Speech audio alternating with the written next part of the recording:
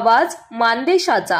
झरे तालुका आटपाडी येथील bank of India शाखेतील ग्राहकाच्या खात्यातील 12,700 रुपये डेबिट झाले होते। याबाबत ज्यांचे पैसे गेले होते त्या ग्राहकाने सायबर गुन्हे अन्वेषण विभागाकडे गुन्हा नोंद केला होता। त्या अनुषंगाने आटपाडी पोलीस अधिकाऱ्यांनी तपासाची चक्रे फिरवली आणि अखेर त्या ग्राहकाला पोलिसांना न्याय मिळवून दिलाय।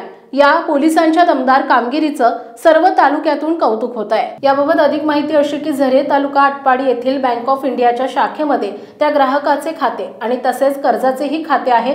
त्या ग्राहकाला अचानक फोन आला, मैंने कितने बार फोन किया, आप रिप्लाई नहीं देते, आपको SMS आया है, उसमें OTP है, वो तुरंत दीजिए, नहीं तो आपका खाता तुरंत बंद होगा असं म्हटल्यानंतर त्या ग्राहकाने OTP दिला आणि त्या ग्राहकाच्या खात्यावरील 12,700 रुपये डेबिट झाले। तर फोन येण्यापूर्वी BIOनं सुरुवात होत असलेले अनेक SMS आले होते। त्या ग्राहकाला वाटलं होतं की बँक ऑफ इंडिया मधूनच SMS आले आहेत।